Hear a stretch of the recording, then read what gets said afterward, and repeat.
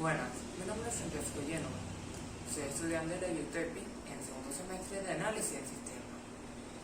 Esta es mi exposición sobre fuentes de derecho.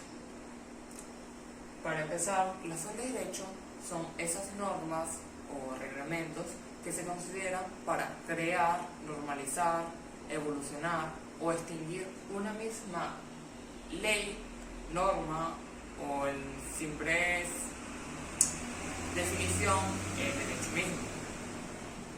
En otras palabras, son esas bases que se toman en cuenta para escribir o transmitir el derecho mismo a los ciudadanos. Estos, en un principio, tuvieron bases en la misma religión o en el instinto del orden. Es decir, que el derecho fue un instinto primitivo para mantener el orden en la comunidad misma. Así que tanto estas tienen diferentes características o bases para explotarse, como puede ser las fuentes próximas. En las fuentes históricas, que es una clasificación de la misma, se consideran como esos pedazos de historia pasada que quedaron registradas para las futuras generaciones. En estos podemos considerar el Código Hammurabi, que son las reglas o normas de Mesopotamia dadas por el dios Samán para la convivencia de la misma comunidad. Es decir, que tanto es una base histórica, también tiene sus bases en las fuentes reales, ya que las fuentes reales es esa fuente que surge de lo natural y de lo social, es decir, que puede surgir tanto de las riquezas de una nación como de la misma religión, puede dar como en el clima, como de la misma región que determina una comunidad. Es decir, que tanto el Código Hammurabi entra en históricas y en reales. En los materiales son los organismos o órganos que determinan si una ley queda registrada, se crea o se extingue. Por ejemplo, el Tribunal de Justicia determina estas leyes para así quedar plantado con bases legales y que se ejerzan. 3. Prosiguiendo con el tema, están las fuentes formales, donde se encuentran la ley y la costumbre jurídica. La ley posee en su base o creación el poder legislativo y el poder ejecutivo. El poder legislativo determina si esta norma o ley se crea, se prohíbe o se mantiene, mientras que el poder ejecutivo es el que lo ejecuta en la sociedad. La ley mayormente se crea con las instituciones materiales para que la sociedad se mantenga en un orden, mientras que la costumbre jurídica, aunque no es una fuente en su parte, sino que la toma en cuenta, es que éstas nacen de la misma sociedad, es decir, que los organismos o órganos de fuentes materiales no tienen tanta voz a la hora de su creación. Es decir, que una costumbre es algo que hace una sociedad que se pasa en generación hasta que se convierte en una ley ya permitida. Con las fuentes subsidiarias se encuentra la analogía y los principios generales. Mayormente, las fuentes subsidiarias es un apoyo que se toma los jueces, los legisladores, los creadores de doctrina y los juristas. Estos se pueden dividir como dije anteriormente, en la analogía y en estos principios. Con la analogía se toma un caso, digamos que aparte, o digamos que es la creación para estos principios. La analogía es la semejanza que tiene dos puntos, o la contribución que tiene un punto A con un punto B, dicho de una forma, con una situación o con una norma. casos se toma la analogía para crear vacíos o lagunas legales, o también para la misma interpretación que tiene al crear o al discutir sobre una ley. Con los principios generales se puede determinar como parte de una misma analogía o la interpretación de las mismas normas y leyes. Es decir, que estos principios son estas normas que los jueces, legisladores y los mismos creadores de doctrina utilizan para sacar provecho o interpretar estas mismas leyes. Se puede tomar en cuenta las funciones que se utilizan para estos principios. Por ejemplo, están 5, que son la creativa, la interpretativa, la integradora, la informativa y la limitativa.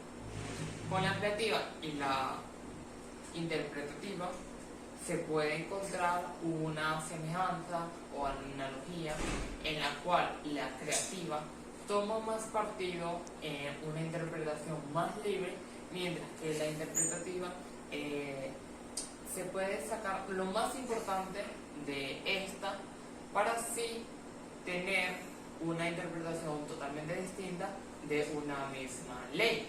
Con la integradora y la informadora se toma también un caso igual, por ejemplo, con una simbiosis o una analogía más parecida. Con la integradora se da cuando hay o se colma, se determina o se crea estos vacíos legales o lagunas que se aprovechan de fallas o digamos que normas que no son existentes o se pueden sacar provecho para tener una libertad. Con la informadora se saca también la información de estas lagunas y fallas o vacíos que de otra forma no se podría interpretar. Con la limitadora o función de límite son las leyes o límites mismos que se toman para una interpretación, es decir, para que no se vayan las ramas. Con los principios generales se puede dar con la buena fe, es decir, que este principio se da cuando una persona tiene una conducta favorable ante la sociedad, aunque éste hubiera tenido una pena a la hora de ser juzgado. Es decir, se da libertad o tiene nuevas libertades a la hora de tener una vida. Con los principios generales también se da el principio de proporción, es decir, tanto el crimen cometido, lo que se está juzgando a romper una ley o una norma, con la pena que se está tomando. Es decir, que no podemos poner que un asesinato, un robo, tenga como pena, digamos, una semana para el control de la ira o una semana en prisión, ya que digamos que son crímenes mayores, si se puede decir así, aunque en el robo tiene su propia clasificación, igual que el de asesinato, pero en ciertos aspectos se toma el mismo principio, es decir, que tanto lo cometido tiene que tener una semejanza con la pena que se toma. Con el principio de igualdad se hace una separación en lo que se está cometiendo con otros casos, es decir, se toma una analogía de los resultados, que en cierto aspecto se podría explicar con la jurisprudencia en el siguiente punto. Para terminar, en este caso se da cuando hay un principio de igualdad y de desigualdad, es decir, que una persona tiene el mismo derecho que otra y en cierto aspecto tiene el derecho de pedir lo mismo que otra persona o ser juzgado como otra persona que ha cometido la misma penalidad, es decir, que su resultado tiene que ser similar a la de la otra persona juzgada. Para continuar están las fuentes auxiliares que en cierto aspecto son más para la interpretación de una norma, es decir, que son en cierto aspecto una función límite de las subsidiarias, si se podría decir así. Por ejemplo, la doctrina son el estudio o la acumulación de ideas, de historias, de las mismas normas, cómo se crean, cómo se trabajan, cómo se interpretan, y estas se dan en los institutos o órganos, es decir, que la universidad cuando se estudia Derecho, se estudia la misma doctrina del derecho mismo, para así tener el conocimiento necesario para ser interpretado.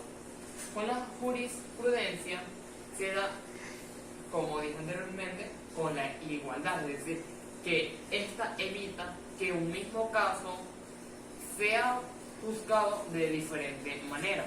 Por ejemplo, con el principio de proporción, es decir, que un caso de asesinato no puede ser juzgado de diferente manera si el mismo resultado o el mismo procedimiento fue el mismo. En dado caso, esto puede romper, por ejemplo,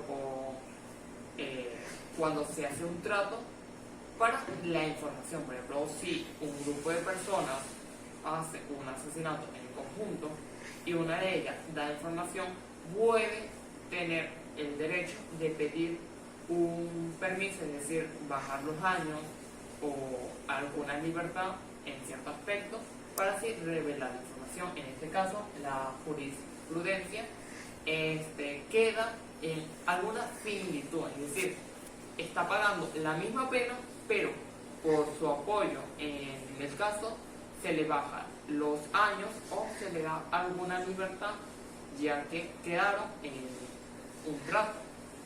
Así que en otras palabras, la jurisprudencia es la forma en la que un caso es procesado, que no puede tener alguna alteración si esto no es necesario. Gracias por la exposición y esta fue las fuentes del derecho.